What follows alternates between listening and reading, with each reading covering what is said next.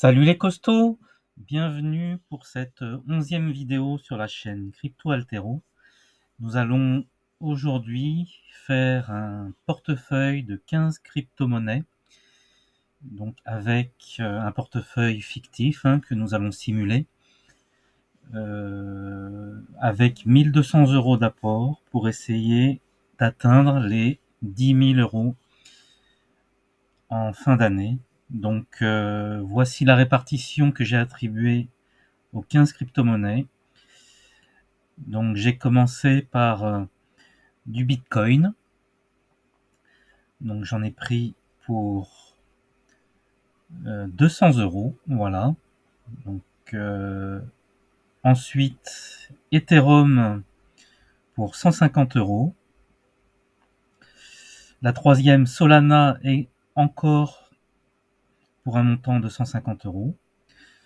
Voilà, on est sur trois tokens qui font partie aujourd'hui pour moi des trois cryptos essentiels. Le Bitcoin, on le sait tous, c'est la numéro 1, la réserve de valeur,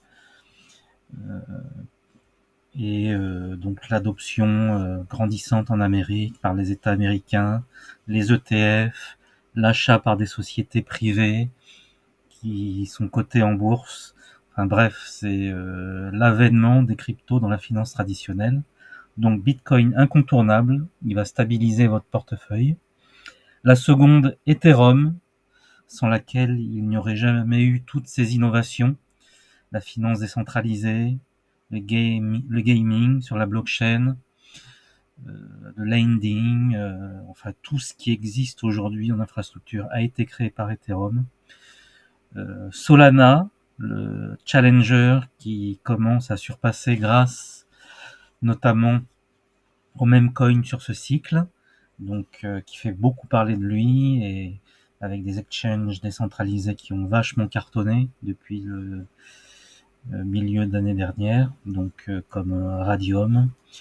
Vous avez aussi Jupiter, donc des tokens voilà, qui illustrent bien l'intérêt des gens pour cette blockchain Solana.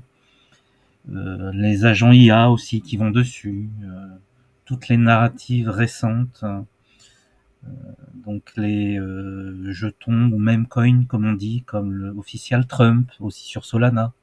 Bon bref, ça me semblait indispensable d'avoir ce troisième jeton, pardon. Ensuite, un quatrième jeton pour sécuriser le porte-monnaie, le Litecoin, comme je vous ai expliqué dans la vidéo précédente. Donc c'est vraiment avec le Bitcoin, donc deux crypto-monnaies qui ont surperformé le marché jusqu'à présent. En quatrième, donc le Litecoin, oui, comme je vous ai dit, j'en ai pris 100 €. Oui, c'est ça, 100 €. Polkadot, donc 80 €.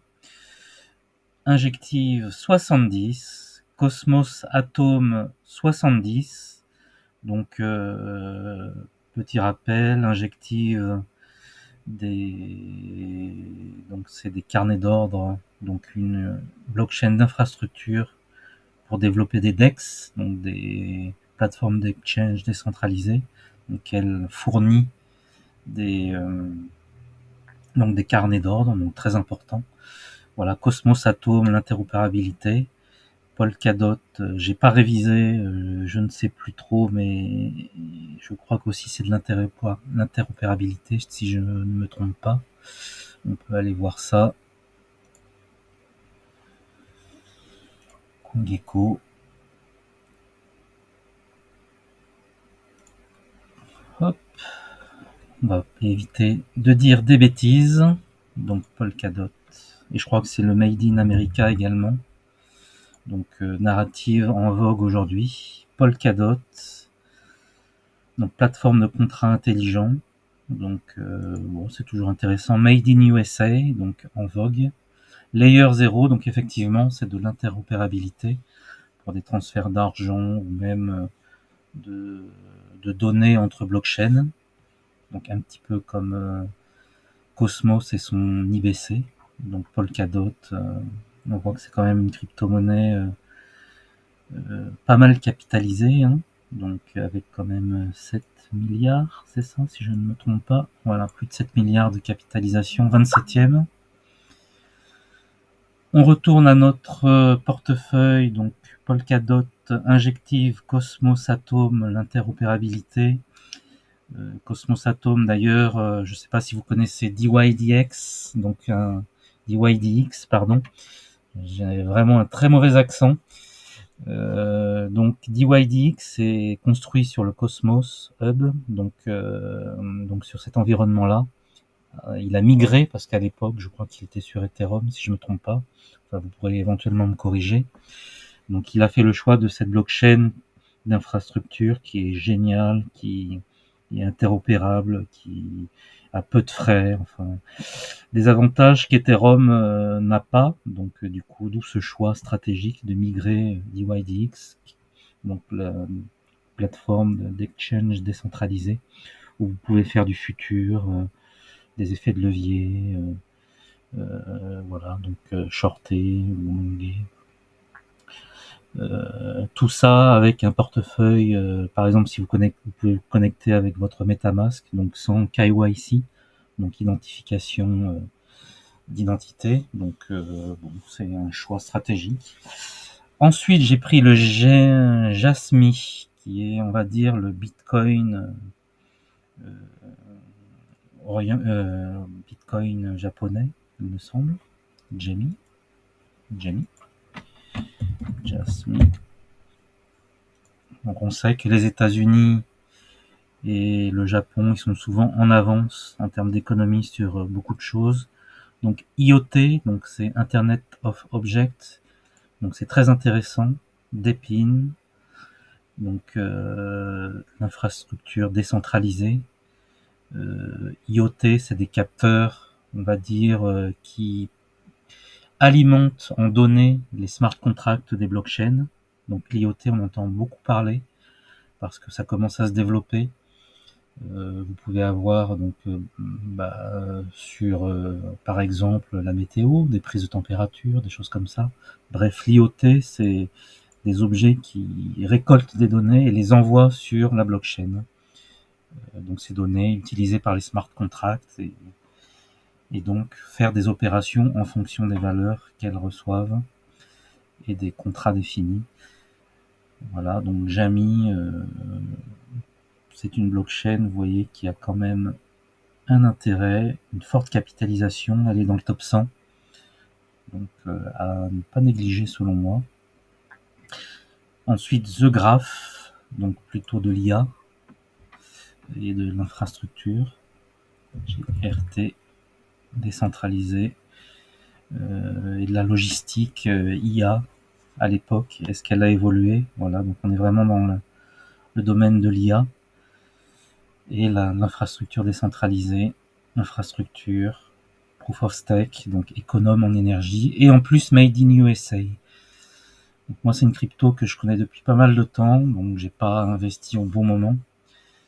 Donc, mais je pense qu'elle a un bel avenir. Vous voyez, elle est quand même sur des narratives très intéressantes. On n'en entend pas beaucoup parler, donc ça peut être un bon coup à jouer.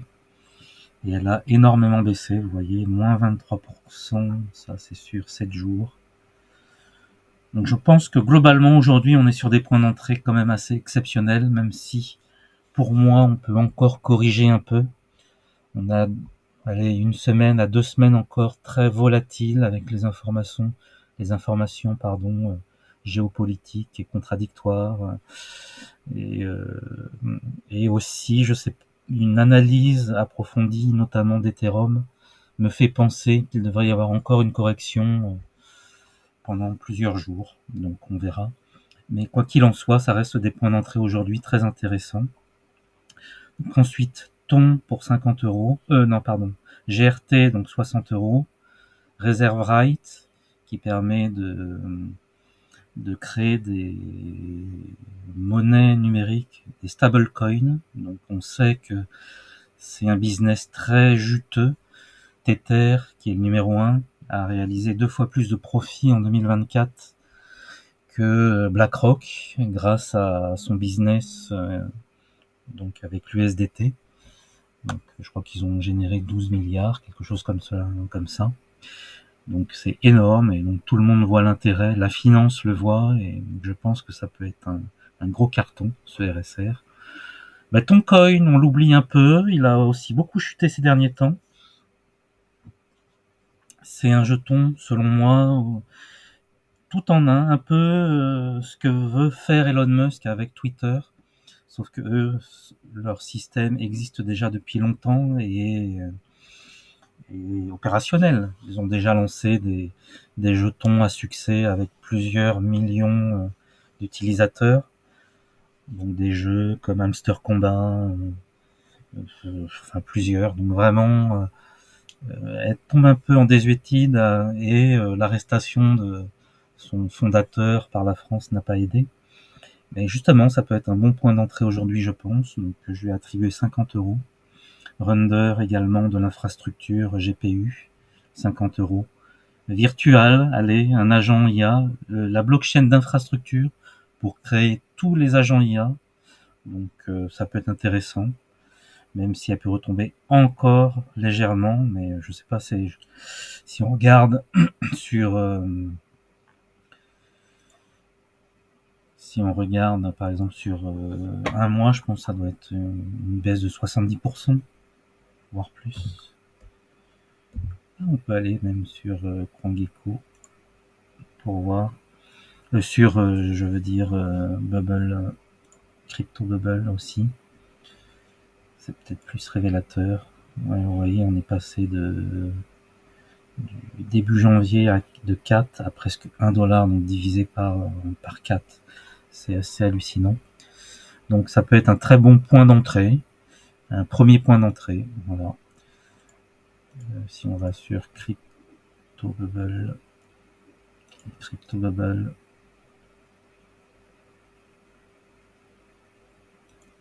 ah oui, la map est dégoûtante, à part Bera, effectivement, qui est une nouvelle blockchain qui a l'air d'être assez révolutionnaire, donc il vient de sortir aujourd'hui. Moi, j'en profite pour faire une petite aparté de Bera sur ce que j'ai lu ces derniers jours. C'est une blockchain avec un nouveau système de validation des nœuds. On connaissait le Proof of Work comme Bitcoin, le Proof of Stake comme Ethereum aujourd'hui et la plupart des crypto-monnaies, et lui ce serait un Proof of Liquidity.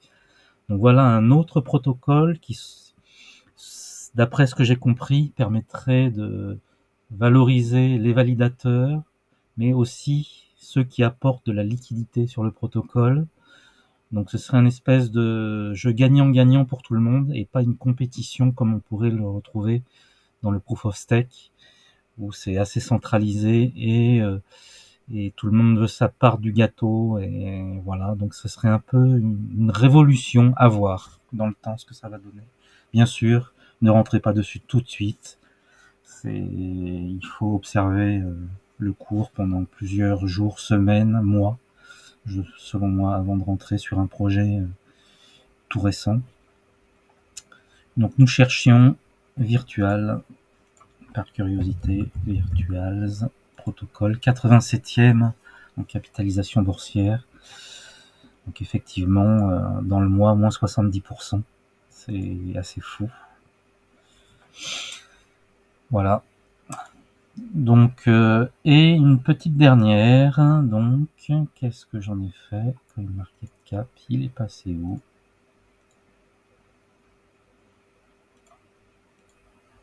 J'ai perdu mon portefeuille, il est là. Non. Portfolio. Donc on en était à Virtuals, oui, voilà. Et puis donc j'ai pris du PP également, histoire d'avoir un même coin. Bon, c'est l'un des plus connus avec le Dogecoin, pourquoi pas. Donc 33 €, 33 € de Virtual et 33 € de CKB, Nervos Protocol. J'en ai parlé déjà à plusieurs reprises. CKB, Layer 0, Layer 1 et Layer 2 sur Bitcoin. Donc plusieurs narratives en une seule. Voilà, ça nous fait un portefeuille quand même équilibré, je trouve.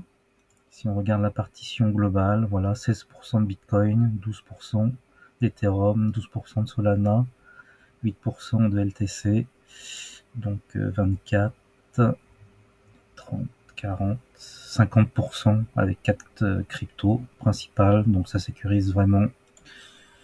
Voilà, et la répartition globale. Et donc nous verrons bien dans les mois prochains combien cela nous rapportera. Enfin, c'est du virtuel, comme je vous l'ai dit. Moi, je n'ai plus du tout de capital.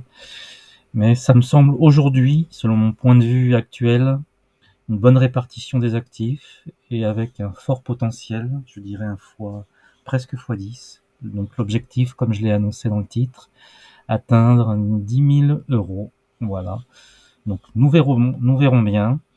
Là, on est en légère perte, vous voyez. Bon, c'est pas énorme. Et je vous incite à cliquer sur le pouce bleu, ça me ferait très plaisir si vous aimez le contenu que je fais. Et je vous dis à demain et je vous souhaite une très bonne journée. Merci à vous.